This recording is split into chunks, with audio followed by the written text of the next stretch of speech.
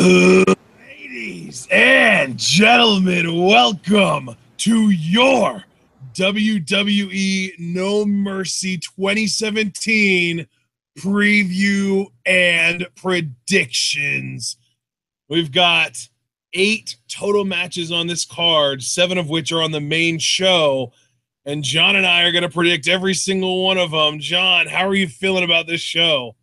I'm actually really looking forward to No Mercy. I mean, if for no other reason, and I've made no bones about this, the main event match, the Universal Championship, the Monster Among Men, the Abominable Strowman versus Brock Lesnar. I haven't been this hyped for a Lesnar match, well, really, since Great Balls of Fire with Joe as his opponent, but I would say even more so in this case, because I think Strowman actually has a lot more credibility than Joe. That's just my opinion. I don't know how our chat will take that. But yeah, even for that match alone, I'd say my hype is like an 8 out of 10. And then I think the rest of the card cumulatively, with some of my favorites competing in other matches, bumps it up a good half, if not a whole point. So, I'll be generous and I'll say a 9 out of 10 for this show. But it's really, the bulk of it is being carried by the main event. So, oh my God. Yeah. Wow. Okay. Well, this is going to be a very unique preview and predictions because you and I are on such different ends of the spectrum going. It's unbelievable. I was getting ready to be like, well, should I be generous and call it a 6 or should I be really critical and call it like a 4? And you were like 9. And I was like, whoa. I just really had to put those heavy qualifiers in there, partner, because I don't want to seem like I'm being a raw apologist in any way. No, dude, even if you were being like, biased towards Raw or whatever, I'm not the type of person that would refer to somebody that likes something as an apologist. Right. I mean, I just know we've been very critical and rightfully so of the product. I'm just But I mean, the thing is, like, we're allowed to be critical of the product, and also we're allowed to enjoy the product. Like, there's no shame in enjoying it. And if you're that excited about this show, I don't want to put a damper on your opinion on the show. Just know that I'm not feeling the same way. Oh no, and dude, that's cool. Like, I'm not gonna come in here and try and be like all logical and shit just to try and pump your hype up. Fuck that. Because this card at the same time, and that's why, like, it's so weird for me with this card, because like I said, the bulk of it is the main event, and then the undercard, I think, all in their own way, contribute something. But the undercard individually, let me say, I don't really think there's really like one strong standout match on here. I think, if anything, they all contribute something incrementally for me personally, either because I like this person or I'm hoping for something for this person, which probably won't happen because Raw just chooses to piss in my mouth every chance that it gets.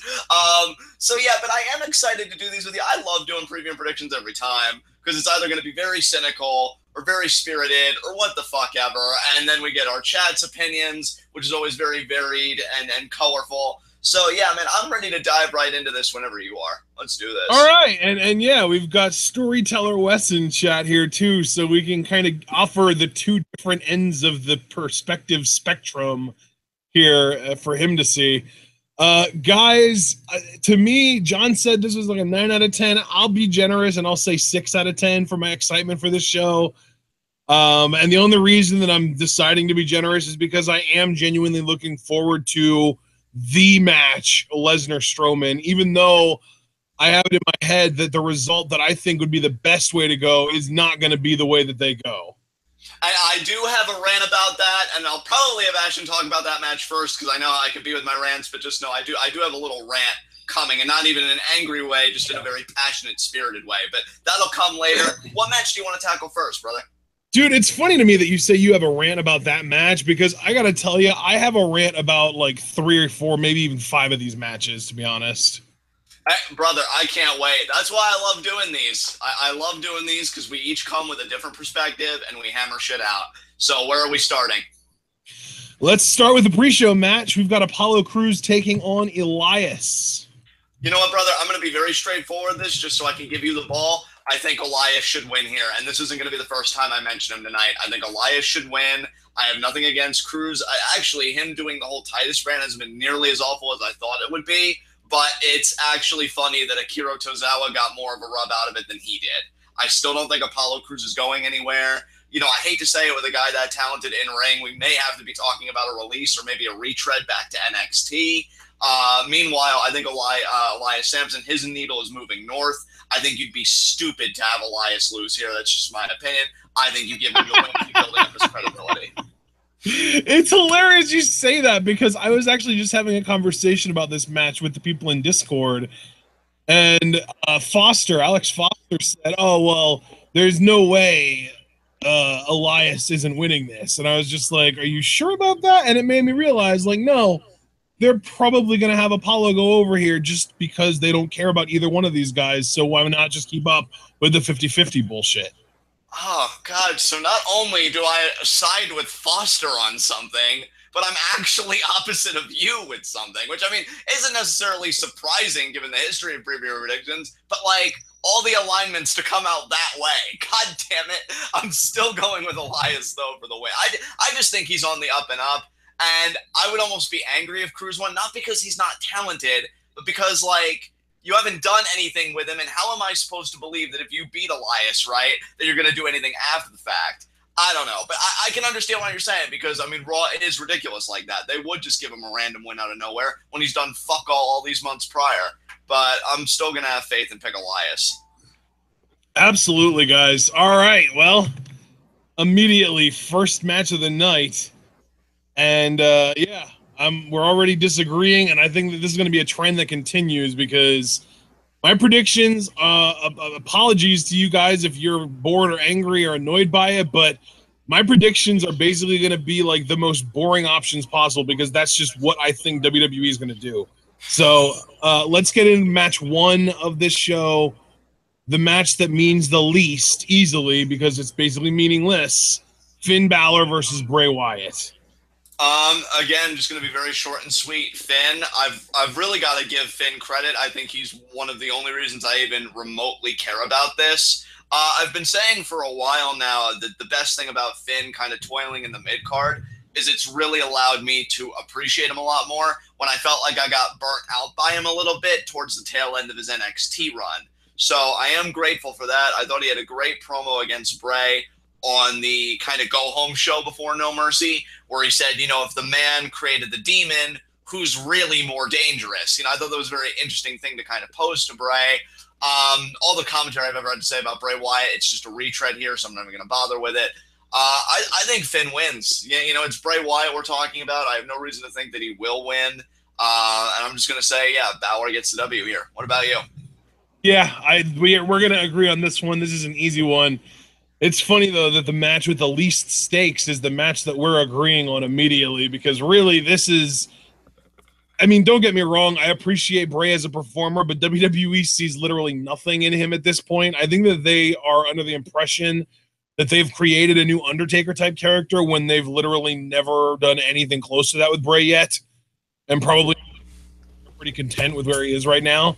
As far as Finn goes, I think that they really just kind of want to keep him strong so that maybe in like, I don't know, a decade or so, when the Universal title picture isn't being monopolized by gigantic human beings, Finn can get a shot at it.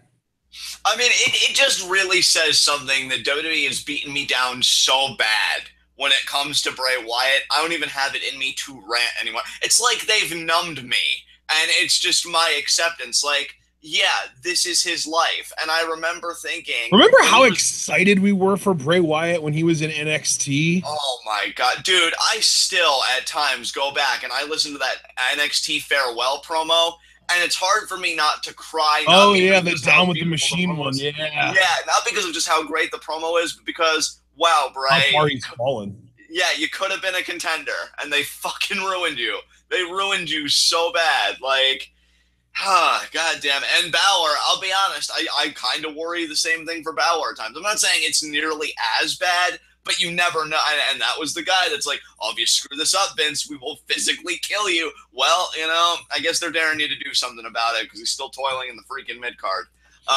They said that about, wait, didn't they say, wait, who did they say that about? Balor? They said that about Balor. Yeah, and that's why I said, like, I worry about Balor. Sometimes that was the guy that everybody said, like, oh, Vince, if you screw this up, will physically kill you, but you know, we'll see, because I think he. I mean, to be fair, I don't necessarily think they've killed him. They've really like done him too dirty yet. No, not yet. But I'm just waiting for the other shoe to drop. And that's where I am, dude. I don't want to make a claim that they've killed him yet. That wasn't my idea. I'm just saying because of the writing, it always makes me nervous. And I think what makes me especially nervous is I think because of his injury, he missed WrestleMania last year. If things are on a good trajectory, he'll actually make WrestleMania 34. They better give him something good to do. Like, I don't want the only good thing to be, well, that entrance, though. Like, I hope he gets a worthwhile program for WrestleMania season because this shit ain't going to cut it.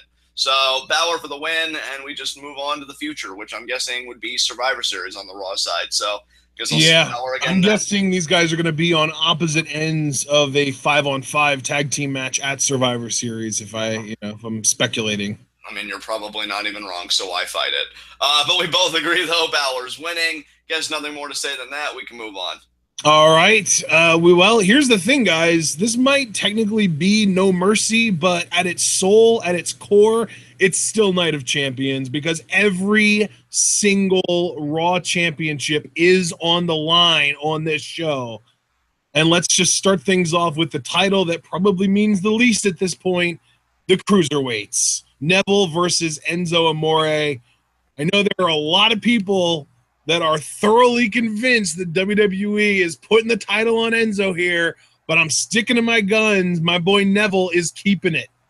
Oh, brother, you and me completely agree. Although I would just like to say one thing on top of that. I've really just been done caring. Like, I feel like they did Tozawa dirty by having him only have the title for a few days, especially when, keep in mind, that was during Neville's monster run, which they pretty much pushed a reset button on. And I don't even fucking know why. And you know what, though, dude? I'm gonna tell you this. As a more casual watcher at this point, I don't even remember Tozawa having the title. I still think of it as Neville's monster run. And that's fair. That's fair. I won't try and take that away from you. I just think my anger comes from, I think it was a disservice to both guys. Because, I mean, I know I've said it before, and I'm going to keep saying it. I think Neville is better than this division, and I think he has been since he returned, but I was excited about it initially because they weren't really doing much with him, and then he turned heel, and I think he's had an amazing heel run.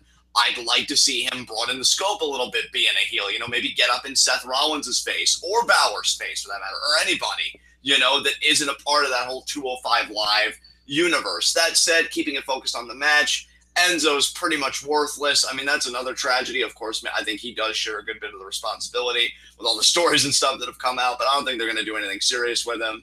I think Neville's going to win, and that's it. And I'll even say this, if by some chance Enzo does win, because I don't know if you've noticed, Ashton, because like you've said, you've been more casual with Raw with football season and everything, but they've got this thing with Enzo where he's almost pulling like an Eddie Guerrero in a way where he's being very cheaty in every match. Like, oh, he beats this guy because of a thumb in the eye. He's got this guy's tights. So even if he beats Neville in that kind of fashion, I even saw on 205 Live, he kicked Neville below the belt, I guess is the 205 Live go-home show. So even if he beats Neville in like a dirty fashion, I doubt the reign lasts very long. So I'm still going to say Neville to retain, but this is actually one where I'm keeping my mind open to the possibility that, Enzo's just going to win the championship. But, Yeah, I mean, it's definitely a concern, but really I'm just sticking with my guns here. I'm just sticking with Neville because realistically, I think if Enzo is in hot enough water that he's getting buried every week on Raw, there's no reason for him to not be in hot enough water to just lose this match outright. Yeah, I mean, and that's certainly understandable, dude. I completely understand where that logic's coming from. I wish I cared more about this match because Neville's so good, but I can't bring myself to do it.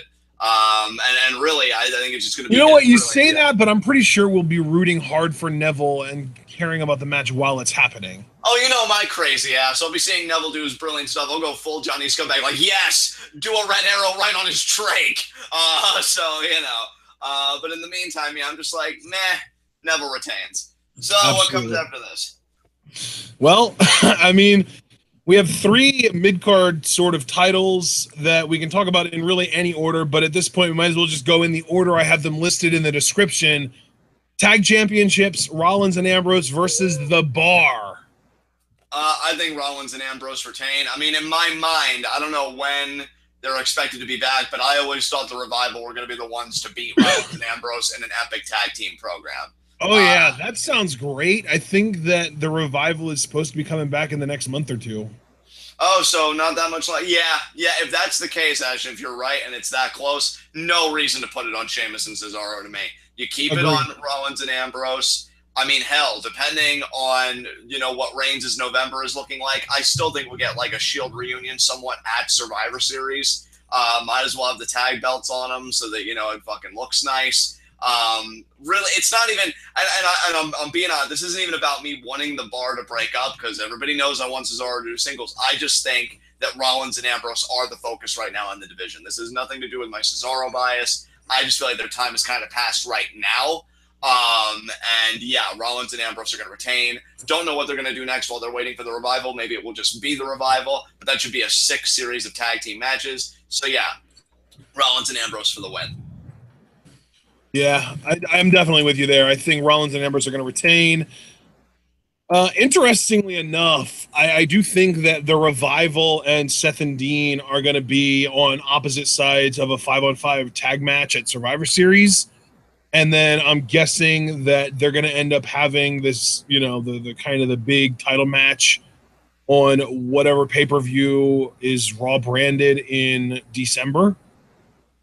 Okay. And they're probably going to find a way to extend it even further than that and have Rollins and Ambrose retain in some way that the revival can find their way back into that picture and have the revival win the titles at Rumble, something like that. Yeah, I can see what you're saying. Really, Somewhere along those lines. Or the other option is like they really do kind of hot shot the revival so that by the time WrestleMania comes around, people are like really hot for someone to finally take the revival down and they give it to some hot babyface team that I don't know about right now. Yeah, that very well could be. I mean, God knows the NXT tag division, I think it's still getting ready for that big adrenaline shot in the arm with the Dusty Rhodes Tag Team Classic and maybe a more established team, maybe like a WrestleMania 34 call-up or the post-Raw would be like, say, hypothetically TM61 or something. That'd be a great babyface team, to go after the revival, especially because ironically enough, remember, TM61 were supposed to feud with the revival and then they did that whole injury angle for Shane Thorne. So that'd be a cool little tidbit that you carry over into the main roster. Of course, that would require effort, and that's a whole other discussion, but you get my point. I gotta tell you, I am looking forward to this match to a degree, which I couldn't really say on the last show. I think was the last show that we saw these two teams face SummerSlam. Yeah, it was SummerSlam. Yeah, I really didn't care about it at all on SummerSlam, but now I'm looking forward to it for whatever reason. I don't know. I mean, I'll be fair. I'll be charitable. I thought the SummerSlam match wasn't bad, especially the finishing sequence with Ambrose and Rollins. And anytime I get to see Rollins' Rain Trigger knee, the Kingslayer, I'm always going to pop. So, yeah, it's the best part about him being in a tag team is I went from, seeing that knee 0% of the time to, now every tag match, more or less. He gets that shit in. So, yeah, it should be a fun match, but I definitely see Rollins and Ambrose going over. Absolutely. All right, well... Yeah, I mean, hell, we're 3 matches into the main card, and we've agreed on all 3 of them, but I think now might be the point where we start to divert a little bit again. Alexa Bliss defending the Raw Women's Championship against Bayley, Nia Jax, Sasha Banks, and Emma in a Fatal 5-Way Championship match. So, John, I'm going to just come right out and say it, since you've been going first a lot. I'll go first here. I've got Alexa retaining. You know what, man? I'm not gonna lie to you. First of all, I completely understand that viewpoint. I mean, I know you haven't really expounded upon it yet, but I can understand why anybody would pick Alexa to retain. I feel like in environments like this, the heel usually thrives in chaos, usually picks that moment to just get a pin and whatever. First and foremost, and I don't mean to come down hard on any Bayley fans. I don't know if Paulie and Gregory is in here, and I think we got a few other Bayley fans. It's not anti-Bayley. I hate that she was thrown in this match last minute. It's just, God, I don't know. It just really... I think it would have been a lot more meaningful if they were planning on kind of giving her kind of a big rub like that, if they would have done it on the Raw after No Mercy, or even after this match at No Mercy, she comes out and stares down the champion or whatever. Yeah, I completely agree. Just to throw her in there, it just feels rushed. And again, I like Bayley. I just feel like everything they're doing with her is wrong. I don't know if we have an award or two out here in the award because we have so many awards. Sometimes we forget what we have and what we don't have. about like a worst booked performer or something, but Bayley would have to be up there for me because some of the shit they have done with her, I'm like, what are you doing? Regardless, that aside, it happened. It's whatever. Why I even bring that up at all? And remember, you and I did have kind of a mini preview predictions among ourselves on Skype one night. I told you going into this, if Bayley wasn't a factor, I was honest to God going to pick Emma to win this match because I feel like she was that under the radar pick. Everybody was looking past her, and I could have seen her stealing a pin and getting that run because she's been doing the whole, give Emma a chance and the Twitter campaigning and it's all about me and all that crap. And I love her for it, but, I wish WWE would take it seriously. Now that Bayley's a part of it, I don't know. I've lost my nerve a little bit with the Emma pick, which doesn't mean it's not going to happen. It's just, to be honest with you, since you said Alexa, I'm actually thinking Bayley might win it. I'm thinking Bayley might win, and then we finally pair off with the Bayley-Sasha feud, and then Alexa pairs off with Nia. They do a feud, and Emma goes back into irrelevancy. It's not what I want. I'd love for Emma to win the title on Sunday. I think that'd be a great live reaction on both ends. But now I don't see it happening, and really I think it's because of Bayley. I think now that she's healthy, they're not going to be looking to do anything crazy with the belt. I think now that they're just going to, give it to Bayley, Alexa will get her rematch, and then it'll be Sasha on one end, and then Nia will be keeping Alexa occupied. So unfortunately, not only am I aggravated that Bayley's in this match, but now I think she's going to take it all the way and win the goddamn thing. So I'm picking Bayley. I definitely disagree with you there. Like, if I had to list in order to me from most likely to win to least likely to win, Bayley would be probably fourth, with Nia being fifth. Interesting that Emma doesn't rank too low. What is she coming at, 3? She'd be third, yeah. I would definitely say Alexa 1, Sasha 2, then Emma, then Bayley, then Nia. Yeah, but no, like, to me, they're keeping the title on Sasha or on Alexa. Sorry about that. My words mix up. They're keeping the title on Alexa, though, because the whole hotness now is they're bringing Asuka up. I think Asuka is going to be the one to take the title off of Alexa, but before that can happen, I'm really hoping that Asuka has a little mini feud with Emma just to kind of establish Asuka on the main roster, since we know how good they are as a worker, like in ring together. But really, I'm projecting Asuka to win the women's title no later than Royal Rumble, probably even before then. Now look, I'm not trying to sway you. We usually just kind of pose questions to each other, looking at certain possibilities. Because, like, you do make a great point about Asuka. Do you think it's at all possible? Because the first vignette that they had with her, it immediately pans backstage to, like, Alexa and Nia watching it. Do you think this is going to be like the, who was it? Emma and Dana in NXT. Do you think it's going to be like Alexa and Nia on the Raw side? They're going to be picking on Asuka and she'll have to deal with both of them? Because I don't know if her just dealing with one person, if that's where they want to go. Well, no, because I think that Alexa and Nia are going to be feuding when Asuka starts to kind of hone in on Alexa. So it might be one of those cases where we do get like a triple threat, but it's not going to be Alexa and Nia on the same side. They're still going to be at each other's throats. Yeah, I mean, and that makes sense. I guess the only reason I ask is that WWE is in a weird place with both of these women. Like, I expect them to feud too. I mean, I just got done saying it, right? With Bayley going to win. But it's like every time I feel like Nia's totally done with Alexa, she's still kind of in her orbit, but in that way of, oh, we're friends, right? Sure. And, they do that. So I don't know where they're going to be when Asuka comes up, because I could see Alexa pulling a heel maneuver like, Nia, look, I know you're angry with me, but look at Asuka trying to take your spot. Do you think that's right? And then just doing that whole spiel. So, yeah, Asuka coming up definitely makes things interesting. I'm still, though, even knowing that Asuka's arrival is imminent, I'm still going to go with Bayley winning the championship and then mucking it all up somehow. So you're more picking Bayley out of sort of your own critical thinking, like not critical thinking, out of your own cynicism. Yeah, I mean, you could say that. Like, you think Bayley is the exact terrible decision that the WWE is most likely to make? I mean, look, I'll say this. I saw Deluxeman in chat earlier say that he felt like she was going to win the title at SummerSlam before she got hurt.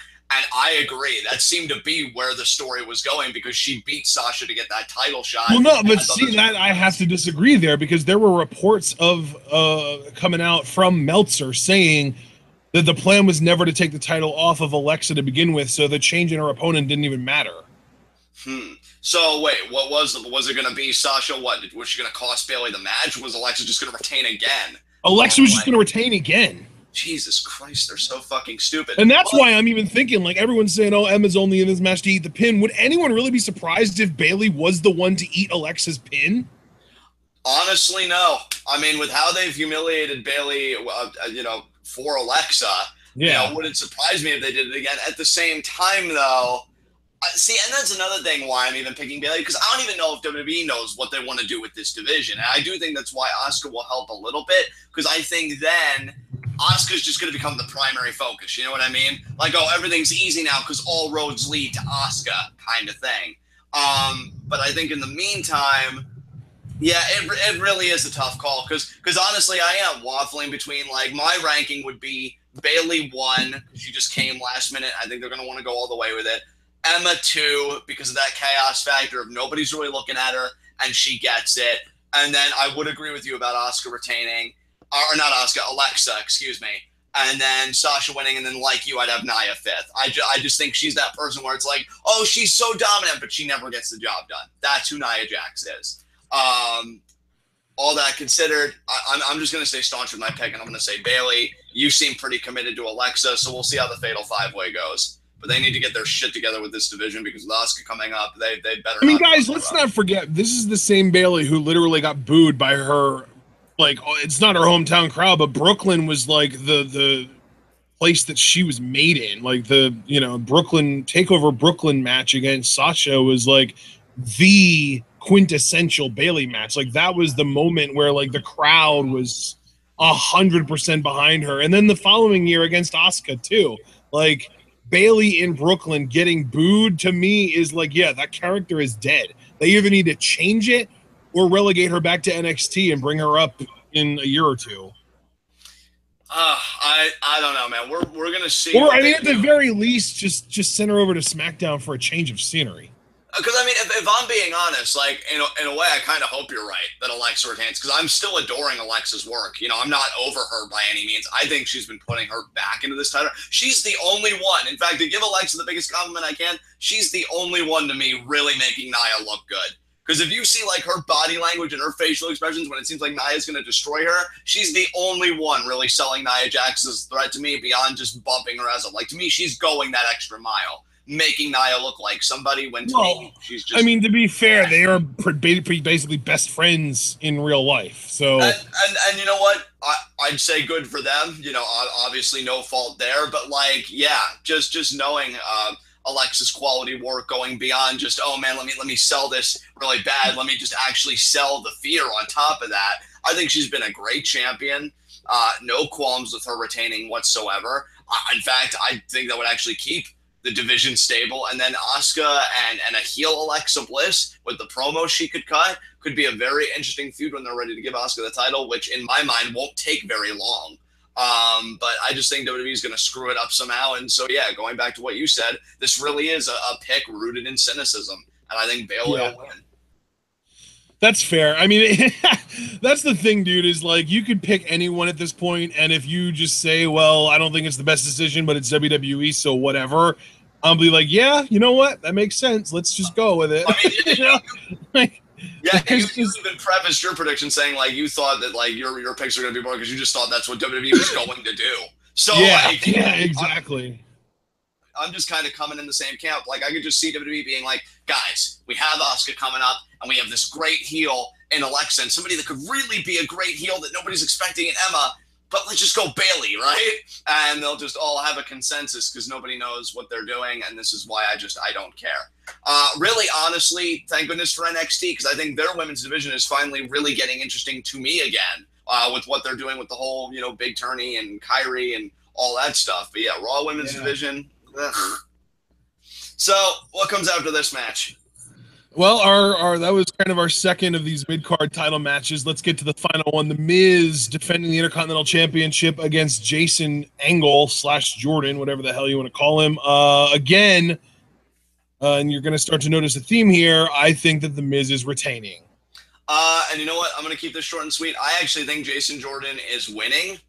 And I will also say this kind of ties back to my Elias Sampson pick earlier in the night. The best thing about that charisma vacuum winning the Intercontinental Championship off of a guy that honestly has worked so hard. I think he deserves another main event run in The Miz, is that I would hope that he beats Miz in the rematch, and then we could call Elias Sampson our new Intercontinental Champion in a few months' time.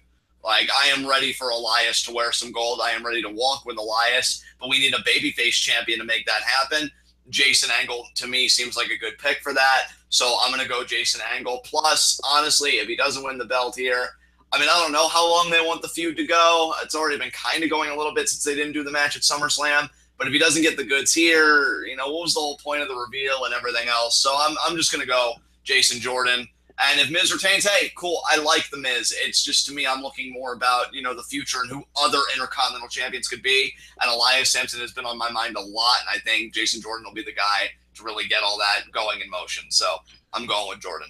You know, if they do put the title on Jordan, I hope that he starts to do regular Intercontinental Championship Open challenges to kind of bring out the prestige, because you know he can go in the ring. Like, that's the one thing about Jordan that I do have confidence in, is his ability to put on good matches with just about anyone. We've already seen him have pretty solid matches against Cena and Reigns. So, yeah, I mean, just kind of seeing him every week defend the title against different people, even if it's like random, you know, local talent at first, and then maybe like an NXT call-up for one night only or two. Like, I mean, I would love to see Jason Jordan versus Aleister Black, Jordan versus Roderick Strong. You know, there are a lot of different options there, and I think that that would be like a bright side to him winning the title. But for now, I'm just going to stick to the Miz winning and retaining and hoping that we get something interesting with that Intercontinental Championship sometime soon. Oh, I mean, you and me both. I think the Miz has been stellar. Really, I almost feel like that Intercontinental, if it wasn't for just how monopolized and how, like, the exclusivity that the Universal title seems to hold right now because of who the champion is, I'd be begging for Miz to be in the main event. I think his work has deserved that much. But, yeah, I don't know. If they keep the belt on him, because honestly, one end game, even though I doubt it, I think they'd still want to wait a little bit longer, would be one Miz Taraj member, if not both, turning on Miz, and then we get this big like three-way angle for the Intercontinental title, because he keeps saying how Bo and Curtis are so talented, and then they're like, oh, well, you keep saying it, but you don't back it up with actions. It's still all about you. And then they do that. I mean, obviously, I've been thinking about Elias, but he's a heel, so he'd have to be out of the picture. I mean, let me ask you something, bro. If you're picking Miz to retain, I'm just going to put you on the spot here for a second. Who's the next babyface that he works with? Finn Balor, maybe? Because he's still working in the mid-card while the Universal title is kind of where it is? I mean, yeah, that's like the perfect choice, because we're both predicting that he's going to beat Bray after this, and then, you know, it would have been the second pay-per-view in a row that he would have beaten Bray, so the only place to go from there is to move up in the card, and the Intercontinental Championship is a logical next step for him. Yeah, honestly, Balor as Intercontinental Champion does sound sweet as hell. Like, I think he could actually do a lot of great with that belt and kind of continue the work that Miz has already done. That could be very interesting. Fuck. Actually, thinking about Balor as Intercontinental Champion, I don't know if it's a sign of how much of a fan I've become of Balor since he's been doing this work, or just like the possibility of him as champion, but I might actually be swayed here. This would be the first sway of the video where I would actually agree with you. Don't do it. Every time you switch to my side, we end up losing. Yeah, we do. And yeah, God, you'd think I'd learn by now. God, Pavlovian conditioning does not work for me. Actually, I think it's Skinner's box, but I digress. Regardless, damn, you do make a great point, though, dude. Like, I can't deny when you put forward a strong argument, which is why this happens in the first place. Like, if you don't want me to jump sides, stop being so intelligent about it. God damn. I really do need to stop being logical when it comes to WWE, because they're not logical, so... No, you know what? I still kind of like my idea, though, because it's not totally ridiculous, right? Of Jordan winning and then kind of feuding with Elias down the road. Well, if Elias beats Apollo Crews, that makes sense, but you got to remember, I also have Crews beating Elias in the pre-show, so... Yeah, you know, I think I got to stay faithful to my pick, because, like, really, I don't always adhere to it. In fact, I'm kind of awful, because I always abandon it halfway through. But my philosophy going into a preview predictions is, like, nothing happens in a vacuum. I always look at things as, like, a mass network of relationships. So, like, whoever wins this one match, that could affect who wins this match, because I could see those two components meeting down the road. And so if I picked Elias, I think I'd be doing a disservice to my own logic if I didn't stick with Jordan. So, yeah, I'll be good. I'm going to stick with Jason Jordan winning the title, because I really do hope Elias is the next champion. Although, If Miz retains, he's a great champion, and I would love Finn Balor holding the Intercontinental title because I think he could do amazing things to continue the work that Miz has done. So, man, I'll tell you what, Delexman is in chat asking for everyone to turn heel. Well, I mean, I love a good heel. I'm going to be the last person to step up and bemoan him for that because I'm like, yeah, I was even kind of asking Jason Jordan during that one segment where he's like, you don't think I hear the whispers, Kurt? I'm like, beat the shit out of your dad. Do it. You know you want to do it. And of course he didn't. See, thankfully, Jason Jordan and Kurt Angle could learn something from me and Cliff. We actually have a healthy relationship. But I digress. If Jordan gets the Intercontinental title, I guess there really will be perks to being Kurt Angle's son. So we'll see. All right, guys. Well, that was the last of our undercard. And we have two big main event matches that have been billed as WrestleMania worthy because, of course, they are. Match number 6, the semi-main event, the only match on this card that doesn't have a championship involved that is also meaningful to a degree. John Cena versus Roman Reigns. It's Big Match John versus the Big Dog. Here's what I'm going to do, guys. I'm going to say this on the outset. I'm going to have Ashton take the reins on both of these matches. 1, because I've been talking a lot, and 2, because I have a rant for the main event Universal title match. So for both of these matches, I'm going to have you go first, Ashton. The floor is yours on Reigns versus Cena. Okay, well, really for me, I feel like in the build-up to this match, we have just been getting an embarrassing amount of Roman Reigns sort of pandering where the WWE is going out of their way to try and write him as like this cool guy that everyone really hates, even though he doesn't care what people think because he's so cool. And it's really a load of horse shit, in my opinion. I think that the Roman Reigns character is probably the most artificial, superficial thing that the WWE has had to offer in a long time. We have a lot of people hating on John Cena in the chat right now, and that's understandable. I get that. Cena has a long track record of really shitty, shady stuff that he's done as well. But the one thing that I will say with Cena is for the last 3 years, he has been one of the best performers in the ring, on the mic, putting other people over, believe it or not, that we've seen in WWE. Like he's kind of in that Randy Orton territory now where, you kind of see this guy with all this credibility and then he starts losing to these up and comers and it's like, oh, wow, maybe he's actually, willing to put over the next generation, which is kind of something John and I have been saying about Orton for a while. Cena is up there now. We've seen him put over a ton of young talent. We saw him put over Kevin Owens. We saw him put over The Miz. Even though he did beat The Miz, he still provided the platform for The Miz to do some of his best work ever. We've seen, Cena really just going out of his way to make everyone that he works with look better, with the only exception I can think of being Baron Corbin. And Corbin is absolutely like a horrible thing that happened, and I wish they would have handled that whole situation better.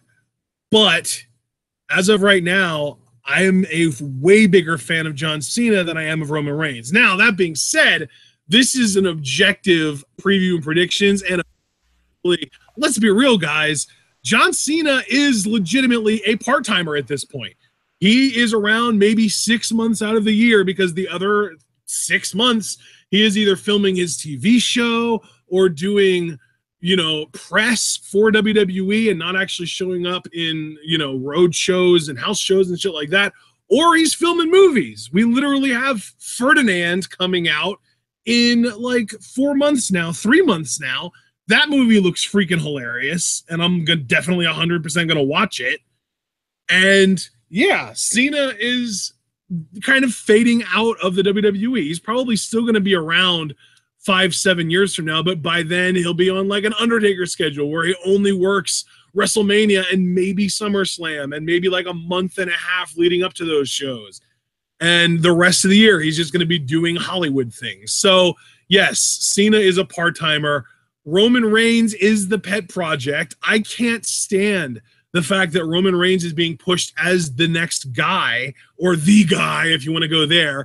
But at the same time, a lot of people are saying, oh, hey, well, if they would turn Roman Reigns heel, they wouldn't have a top baby face. To which I say, hello, you have Seth Rollins. You can push him as your top baby face, and he is immediately going to be more over than Roman because he's not this superficial corporate creation that, I mean, the hilarious thing is Cena even called him that, but he went on to say that he was a bootleg John Cena, and I think that might have been true a few years ago when he was talking about Jack and the Beanstalk and the Looney Tunes bullshit, but right now he feels more like a bootleg Rock than a bootleg John Cena. And at the end of the day, the fact of the matter is Roman lacks the microphone skills to be the next either of those guys. John Cena has always been a good mic worker, even when he had that awkward, like, 05 to 2012 phase where all of his promos sounded the same, but he's still always been a good enough mic worker that he had a legit connection with the crowd. Roman Reigns, not so much. And even to the point that we're getting John Cena breaking character to say, oh, hey, it's called a promo, kid. If you want to be the guy, you're going to have to learn how to cut one. Roman Reigns is garbage on the mic. I think he's a good wrestler.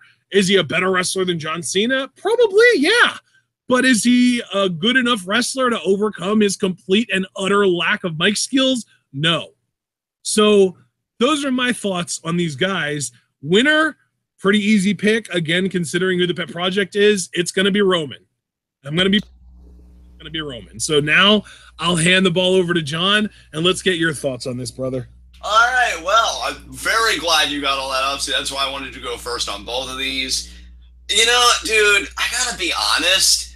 Haven't really cared much for the build of this outside of John Cena's initial promo against Reigns, which I thought was fire. Like, I really enjoyed that promo. But to me, this doesn't carry the same electricity as, say, I mean, the closest thing I could think of would be Cena AJ.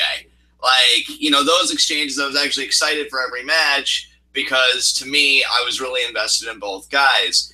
I've actually been kind of torn on a winner here. Because, yeah, the only reason I'm even thinking Roman is because, well, Cena's always got a project. But who's to say that Cena couldn't win, do a project, and Roman goes and does another feud, but then they still retread that ground later in the year. And it's like, oh, Roman, I see you've been doing all this, but you still haven't beaten me, kind of thing. So I'd still say both options are on the table because WWE, to me, could very easily do that. Yeah. See, to me, I almost feel like Cena's eviscerated Roman on the mic so much that he kind of needs this win, right? Because Cena even said at one point in one of his promos, like, no mercy's going to be a cakewalk. Like, if Cena wins, how bad does that make Roman look? Well, no, but that's the thing, though. We've already seen when Cena goes that far out of his way to bury someone on the mic, it's because he's going to put them over in the ring. Yeah, and you know the what? The only real exception that I've seen to that rule is Corbin, which, like, Corbin seems to be the exception to freaking every rule because, he's actually educated about CTE, unlike this freaking Dr. Maroon jackass that thinks that CTE isn't really a thing. Yeah. Which, again, that would be a separate rant for me for a separate time. But I think just that fact alone, more than the film schedule, more than anything, which I honestly believe could be written around, and honestly to me doesn't really hold much weight, I think the promo argument does hold weight. And I think that's the only reason I'm going Roman Reigns, because John Cena scorched him on the goddamn mic. There's got to be blowback for Cena. Well, and the ironic thing is, I don't know if you saw, but after their second promo exchange, there were reports that apparently WWE tried to script that so that Roman would win that exchange. And it just doesn't work out that way because Roman just sucks ass on the mic. Yeah, he's really bad. Honestly, there hasn't been a less charismatic mic worker as the top guy in WWE since Bret Hart. Yeah. Oh God, Bret's terrible on the mic, and so is Roman. And the funny thing is, remember what I started to talk about, what I would start to refer to the 1993 to 1997 era of WWE as, rather than the generation, it's the dark ages, because it was Bret and Shawn at the top of the card and the worst numbers in the history of the company. Yeah. And to me, it's funny because, like, the only times I could ever remember Reigns being entertaining on the mic were either when he was very succinct in the Shield with just the believe that, or even when his promos would be a bit more extended, but he was still with the Shield. Like, I think when he's with guys that he does consider friends and that he's chill with, he can relax, and just I think him being relaxed, like more personality comes out and he's more fun on the mic. But I think when he's trying to be serious and he's trying to be what they want him to be, he just stumbles to me. I actually heard, I don't know if this is true or not. I mean, I would love to ask the man himself, but I actually hear that's kind of how it was with Batista. Like, he didn't really know how to, like, work a mic at first, and, like, one night he's just, like, he lets loose, and they're like, that's it. You just need to, like, go out there, have fun, not give a fuck. And I'd like to give the same advice to Reigns, because I think when you're trying to be serious and doing this thing with Cena, like, it's just such a disconnect to me. Meanwhile, you can look at some of his stuff, like, when he's more, like, you know, just kind of going with it or whatever with the Shield, and it's like, wow, you know, it may not be the best, but, like, there's a sincerity there and a charisma there that I'm actually having fun with. That aside, because he's been so atrocious on the mic in comparison to Cena, they need to give Roman something, because if Cena was to win on top of that, I don't care that you're Roman Reigns. I think if you're any guy in any card position, that looks bad. When a guy says that facing you in an event is going to be a cakewalk, and then he's proven right, that looks bad. So I think Reigns has got to win here. So I'm going to go with Roman Reigns so that he can save that credibility from an in-ring standpoint. So yeah, Roman Reigns for the win. Yeah, sadly. Roman's going to win this, and I'm sure it's going to be annoying as hell, because you and I, during this match, are 100% going to be behind Cena. Yeah. Like, there's no doubt in my mind that we're going to end up getting behind Cena in this match, whether we want to or not. So, yeah. For whatever reason, Cliff and BCVTS are absolutely livid towards John Cena in chat. Like, it's like it's 2010 all over again, and people are hating on Cena for burying the freaking Nexus. Yeah, I don't know where that's coming from. I'll have to talk to them about that more later. But for the time being, yeah, I think Roman's got this. Yeah. All right, so now let's get to our main event, and I know that you have a lot to say about this. Brock Lesnar versus Braun Strowman. I don't even have anything to rant on about this because it's so just soul-crushing. Because to me, it's an easy pick. Lesnar to retain, even though, realistically, Strowman and Reigns, as far as their role in the company, should be switched. Strowman should basically be like the big, Reigns should basically be like the big scary monster guy that doesn't talk too much, that gets an occasional title shot only to lose to make the champion look stronger. Braun should be the face of the goddamn company. Yes. Yeah. I completely agree. But I don't want to keep talking here. Is there anything else you want to say about this main event? Like I said, it's soul crushing because there's no way Braun is winning this, unfortunately. And really, like, the opportunity to put the title on Braun, it's like it's coming and we're going to see it and we're going to reach for it and we're not going to be able to grab it and then it's just going to go away. Okay. So that I'm not, like, tickling everybody's balls. On the outset, I'm going to say I do agree with Ashton. Lesnar's winning. That doesn't mean, though, that I forfeited my right to rant. I have something to say and I'm going to say it. Lesnar's going to win, but Braun Strowman unequivocally should win this match. Because to me, right, WWE has an amazing opportunity here. Because everything they've been saying about Strowman, and I'm going to come back to that in a second because it's their own fault. It's not just the hype I'm projecting on him or any Braun fans here could be projecting on him. They took an extra step on the go-home show, and I'll get to that in a second. They have a chance to make Braun that monster, that attraction that appears every week with that championship and has the credibility of who's going to beat him. To me, this match, in terms of both my hype and how significant this match is, it's much bigger than Joe versus Lesnar. I love Samoa Joe, and I loved his work, but I will be the first one to tell you that to me, he doesn't hold a candle to Braun Strowman in terms of what WWE is looking for and, like, what his ceiling is to the company. Because I think Braun, like, we are really just seeing him get in a nice pocket, really feeling himself being in his stride. Now, really, I even hate that he lost to Reigns back at Fastlane. I didn't think he was going to recover, but to be fair, they did some amazing segments with Braun since that time, you know, between the ambulance segment and then just coming out after, you know, Reigns tried to murder him and murdering Roman again. Like, I will give WWE credit. They've made me just fucking love and care about Braun Strowman. Where this got into a territory that he needs to win, WWE explicitly on their go-home show said that they have not seen a performer of the caliber of Braun with the dominance and everything else since Brock Lesnar himself in his first run in 2002. So you are really as close as possible to saying these two are mirrors to each other.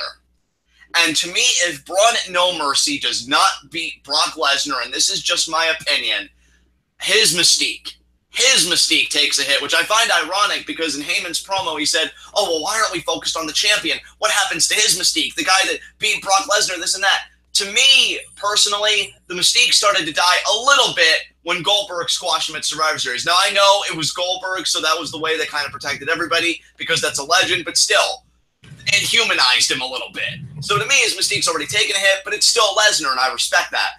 Braun, to me, is special because he has been running roughshod over everybody. He's destroyed Roman Reigns. He destroyed Big Show, slamming him through a cage wall. He's been dominant, but to me, if he doesn't go in there and he doesn't beat Brock Lesnar, even after a very competitive match, I'm not saying it has to be a squash, he's always going to be that guy of, oh, he's really impressive, except when that guy's in the building, though, then it's all about him. To me, this isn't something for Braun to share. The air and the aura he has isn't just to be second place, right? Because if it's the qualifier, oh, but Brock Lesnar's better, then what the fuck's the point? He's just another guy to me. He could be Braun Strowman, but if he's not better than Brock Lesnar, he's just another guy. And that was kind of the problem I'm sure a lot of people had when Joe didn't go over. But at least there, in a way, I got it. But I can tell you, WWE does not feel the way they feel about Braun Strowman, about Samoa Joe. They care about Braun more than Samoa Joe is what I'm trying to say. And if they don't put their foot on the goddamn gas and put the belt on Strowman, because I'll tell you right now, my fantasy scenario, and I know it's not going to happen, I said at the outset, Lesnar's winning. My fantasy scenario at WrestleMania 34 would have been Strowman Reigns, because I think Strowman Reigns is a much better story than Lesnar Reigns. It's more personal. Strowman feels like more of an obstacle to me than Brock Lesnar at this point to Roman Reigns, and we know Roman Reigns is going to main event another WrestleMania, so notice I'm not even trying to fight it.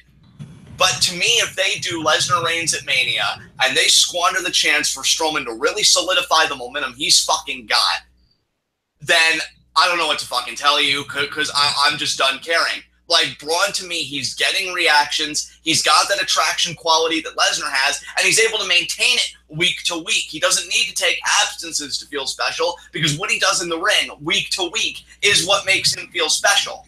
And if they do not commit to that and have the 3 count with Lesnar and the Heyman shock face of, oh my God, Strowman is that dominant, then to me, Strowman, 24 hours later when he comes out on Raw, even if he beats up 5 guys, he's just a bully that's angry because somebody took over his playground. That's it.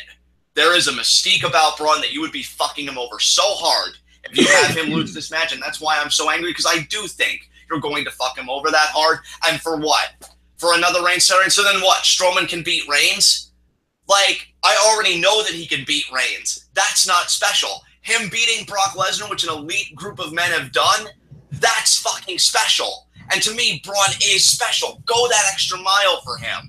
I don't even know why I'm ranting, to be honest. It's all so fucking pointless. But I look at this guy, and WWE has to look at this guy, and they have to think, right? Shouldn't we do it? Shouldn't we just go all the way with this? He'd be an amazing Universal Champion, and then we'd have all the people stop. Well, I mean, they'd find a new thing to bitch and moan about, but you get what I mean. They'd stop bitching and moaning that we don't have a champion every week. And then you could have that underdog story of Finn Balor saying, you know, Strowman, I want my Universal title match. You could have Reigns step up to him again. I told you that straight up would be my WrestleMania 34 match. But instead, no, we'll get Lesnar, and he probably won't have a title defense again until January at Royal Rumble. And I don't know. To me, I'm over Lesnar, and I will say it's a heavy bias. I adore Braun, and I am over Brock. But to me, Braun does have that hype right now. And if you don't capitalize on it, I don't know how many people are going to become mad. I don't want to speak for anybody. I can only speak for me. But to me, I'm always going to be like, man, Braun, I love you. It's just a shame that you're not better than that one guy. Even though we all know you're better than that one guy. Don't fuck him over for a guy that may not even re-sign a contract come WrestleMania season. Because even if he does, it's only a matter of time, right, before he leaves. Whereas Braun, I feel like he's going to be around a good while. Take fucking advantage of it. So yeah, that's really all I wanted to say before I got really redundant. To me, I think it would be a fucking crime if Braun does not win this match. And I do think a crime is going to be committed at No Mercy, but I'm holding out that hope that hope that he just gets that running power slam, maybe even 3 of them. He gets that 3 count, and then you and I lose our goddamn minds because this magnificent motherfucker is our world champion. And what a great world champion he'd be. I'd give a shit about that fruit roll-up for the first time since its inception. Like, I don't know, man. I just have a really bad feeling that Braun's going to get done dirty, and it just makes me so angry. Because what else does the guy have to do? Because see, what I worry about too, dude, if I'm being honest, again, if Reigns would beat Lesnar, right, and then say Strowman would beat Reigns down the line at some random pay-per-view, would anybody care? Like, I feel like they're at the point where the crowd reaction would be really strong. But if you wait, the iron is hot. They need to strike now. Exactly. Just it's like Roderick Strong. Same thing with Roderick Strong earlier this year against Bobby Roode. I was just going to say, it's Roderick Strong all over again, except you have a chance to do it right. You really fucking do. So take it. Fucking take it. Because I swear to God, if it's another F5, 1, 2, 3, I don't know. I don't know. Because then what do you really do? How does Braun matter after that if he can't beat this one guy? A monster among men, but not a monster among other monsters, apparently. Well, no, because that's the thing, John. The whole point is to make sure that nobody can beat this one guy so that when Roman does it, it's that much more of a big deal. See, but, oh, God, like, the Strowman Reigns story is so much better, though, because I think you could achieve that same effect if Strowman won, because Reigns cannot put this guy down. He was even bragging, right, when he attempted to murder Strowman, and then a week later, after that bragging promo where he tells Kurt and Lesnar, well, I did what you couldn't do, and I did what you didn't have the balls to do. Strowman came back, and he laid your fucking ass out. Like, he shuts him up. That's that to Roman Reigns, because Roman Reigns is not the typical babyface. Everybody knows that. That to Roman Reigns is a real obstacle. When he opens his fucking mouth, and it doesn't even matter because the obstacle's there to shut him up again. So then he has to ask himself, am I really good enough to do this? Do I really have it in me to beat this guy? I don't get that vibe from Roman when he's in the ring with Lesnar. Hell, he likes it. He likes fighting Brock Lesnar. We've seen it. He doesn't like fighting Braun Strowman. He dreads it because he's thinking, oh, God, what do I have to do? How many times do I have to cock this fist? How many spears do I have to hit? The story is fucking there. And I see so many heels where I'm like, if you're really going to commit to Roman Reigns being this babyface that none of us give one iota of a fuck about, at least commit to the heel. The babyface is never going to work, but you can at least commit to the heel. And you have a chance to do it again with Strowman, and I'm so fucking angry because I feel like they're not going to do it. Because they're thinking, oh, Lesnar could get the job done, but he can't. Paul Heyman can't. But Braun can't. Hell, Braun's the one saying, I'm not finished with you, and the crowd says it with him. Like, they are so into Braun, and yeah, they're into Heyman, but let's be honest, all of his promos start to run into each other after a while. Like, just fucking go with Strowman, for fuck's sake.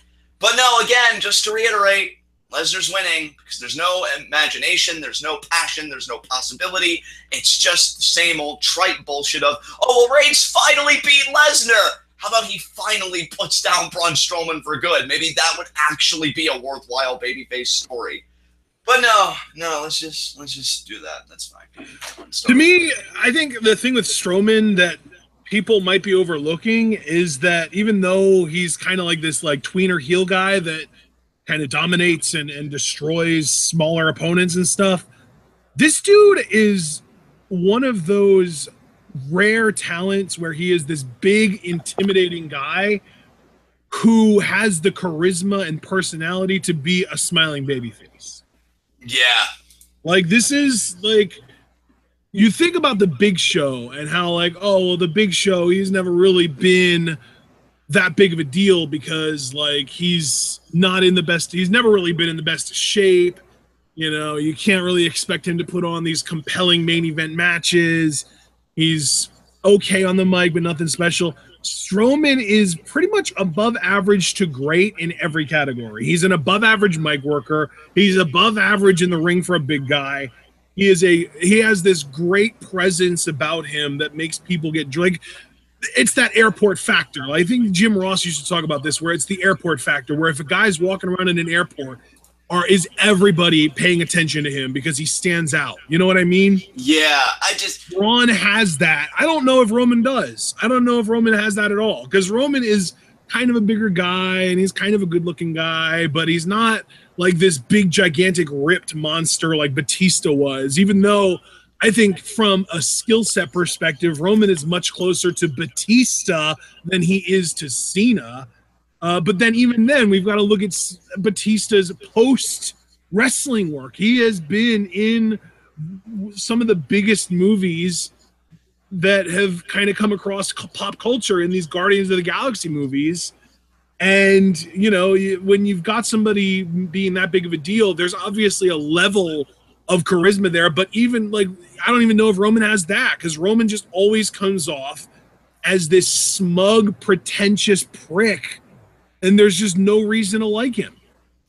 And another thing, too, that I hate to keep harping on it, but, like, what does it say when WWE, again, this is not me, this was WWE on the Go Home show, explicitly makes the parallel between Braun and 2002 Lesnar, the same guy that beat Hogan, beat Flair, beat The Rock, beat all those guys, and they say, oh, you remind us just like that guy, and yet he can't beat the champion now. Like, to me, this is Braun's SummerSlam moment that it was for Brock back in 2002 when he beat The Rock. Like, This is it.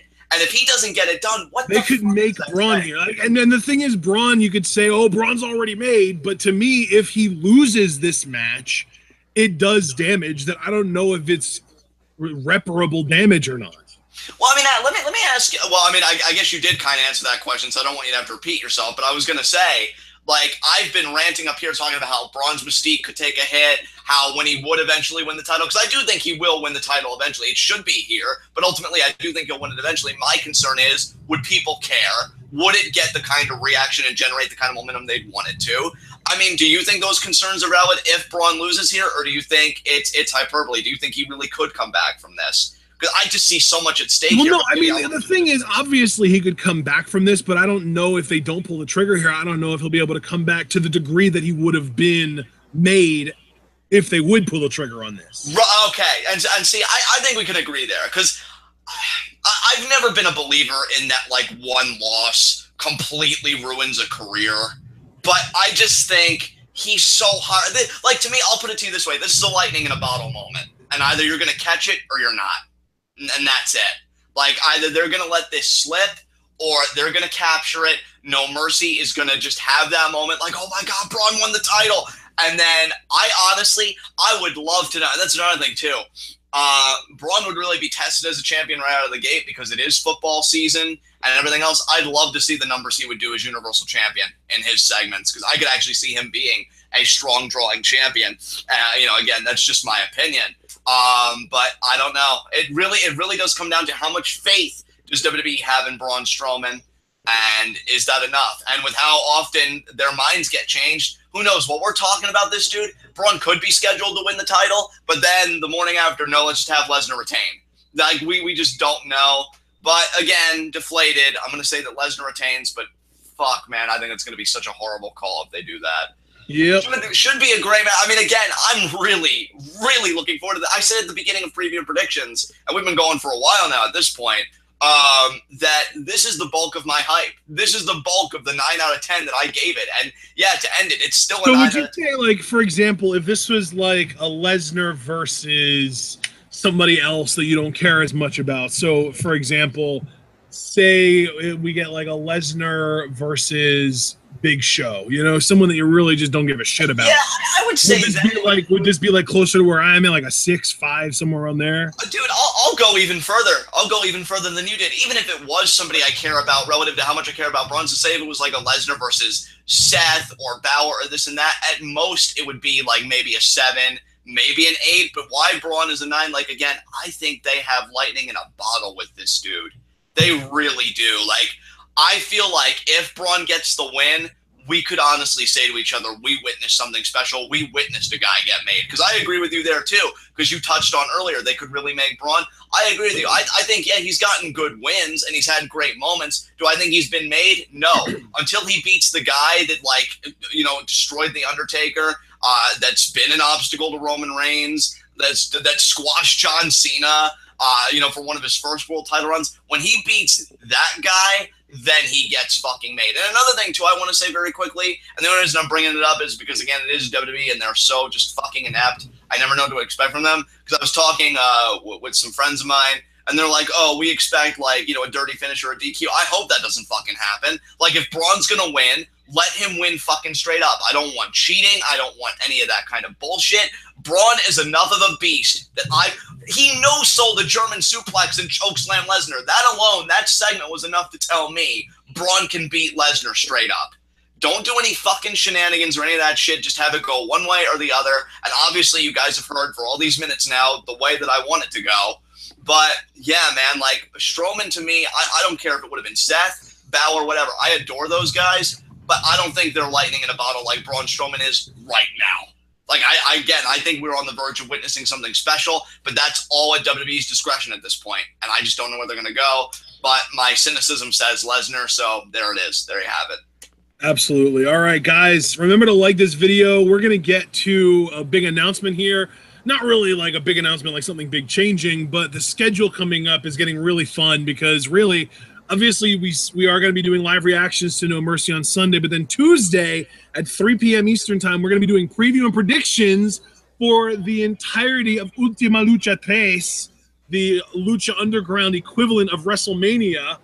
And then, obviously, night one of Ultima Lucha 3 is going to be the following night on Wednesday. It's going to be part one, and we're going to be getting the Hell of War match, Dante Fox versus Killshot, and Famous B versus Tejano, where if Famous B wins, he gets Tejano's contract. It's going to be awesome. But also, a big announcement that I haven't really been plugging enough that I want you guys to be aware of is we have a new community goal on the Patreon now.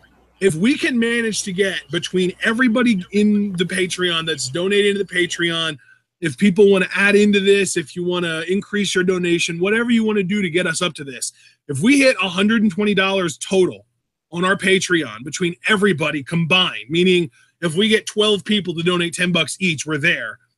John and I are going to start live reacting to Progress Pro Wrestling. It is the biggest deal in the UK, and it's been around for a few years now. John and I have kind of kept an eye on it. It's kind of been on our radar, but we've never actually seen a full show. We know there are a few performers there that we love. We also know that, from what I understand at least, Will Ospreay and Marty Scurll really did kind of get their beginnings and go from relative unknowns to legitimately big deals in Progress.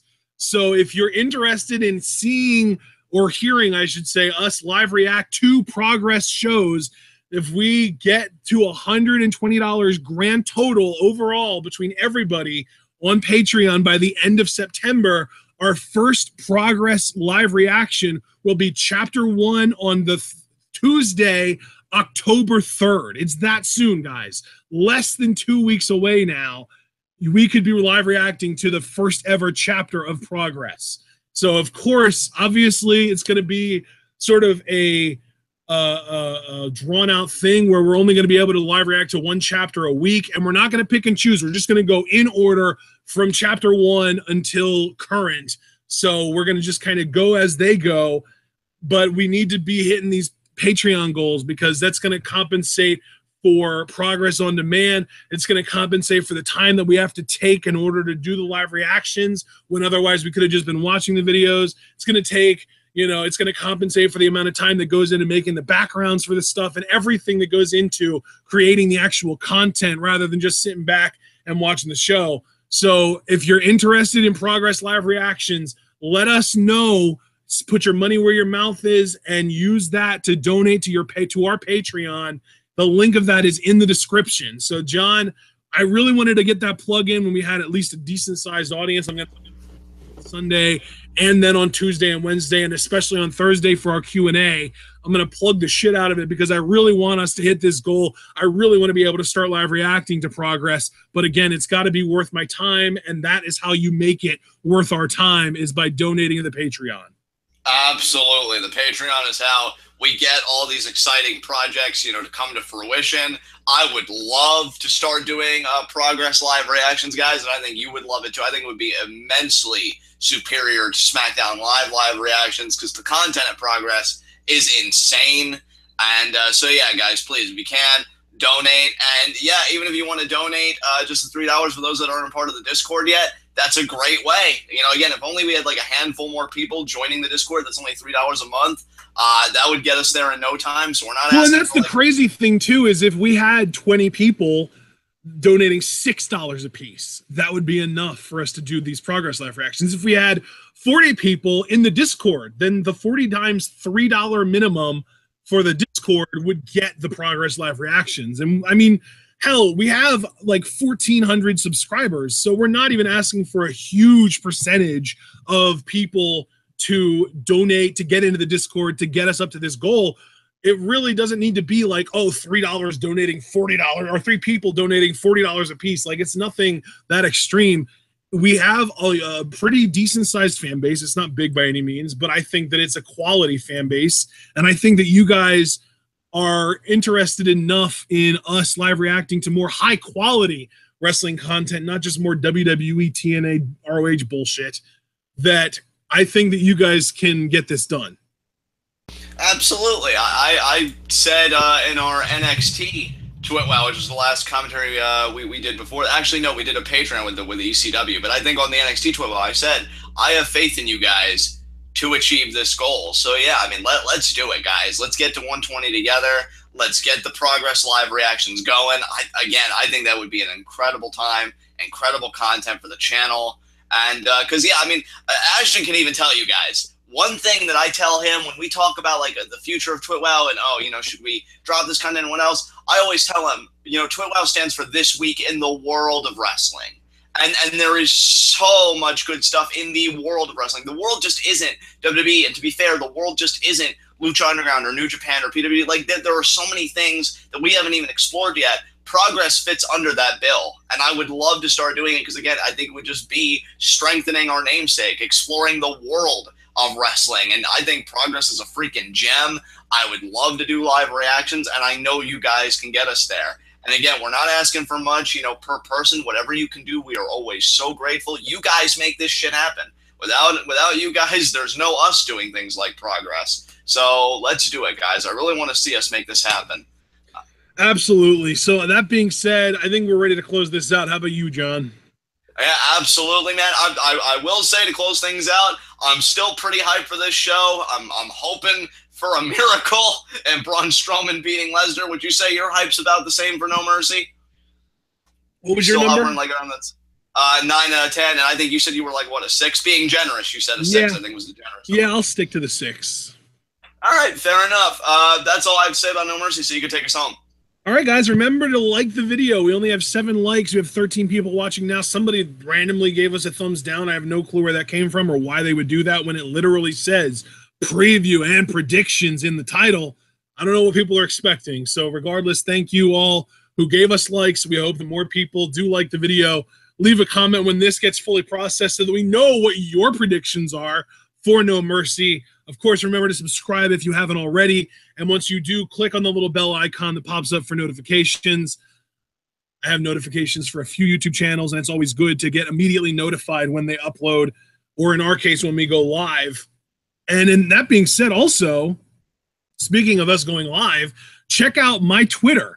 I have links to both of our Twitters in the description. Be sure to follow both of us. But specifically, we have pinned tweets that are very useful to you because John has a pinned tweet that is the Q&A of the month. You reply to his pinned tweet with your questions. You can get up to 4 in. We might have to lower that cap, but right now it's still 4, so take advantage of it while you can. You can ask questions to either one of us or to both of us. It doesn't matter. Just know that you have a 4-question cap, and you can go for that. And of course, if you check out my pinned tweet, it's a schedule. I actually have a schedule up on my Twitter now showing what our next 8 days worth of content are going to consist of. And now I can't even say 8 anymore. We're down to 6 because I posted this a couple days ago, but we got our ECW Hardcore Heaven done yesterday. This was preview predictions to No Mercy. So that's that. And then, of course, Sunday live reactions to No Mercy. Tuesday, Ultimate Lucha Trace preview predictions. Wednesday, Ultimate Lucha Trace Part 1 live reaction and review and our NXT review. And then Thursday is the September Q&A. So that brings me right back to John's pinned tweet. Get your questions in for Q&A this month. And if you want to check out the rest of the times and dates and all that information of when we're going to be going live, that information is on my pinned tweet now, and I'm going to try and keep it that way and constantly update that at least once a week to make sure that everyone knows when we're going live and what shows we're going to be covering and that kind of stuff. So remember to like the Facebook page. We have an official Facebook page. Link is in the description. And if you're on Reddit, check out the subreddit. And of course, remember to donate to the Patreon. Get us up to that $120 community goal so we can start live reacting to Progress Pro Wrestling. And of course, if you want physical returns for your money, you can use your money to buy a t-shirt or a mug or a sticker that is Twitwow branded, brother, on our Teespring store. So you've got options to be able to support us. We appreciate any support we can get. We need it with the freaking adpocalypse and half of our shit getting demonetized. Kind of sucks. YouTube is going out the window hard, but we're still here. We're still grinding away, and we're still putting out the best damn wrestling content you can hope for. So ladies and gentlemen, we hope that you enjoyed this bit of wrestling content, our No Mercy preview and predictions. And we will see you all on Sunday for our No Mercy live reactions. And of course, you've got to remember to stay tuned.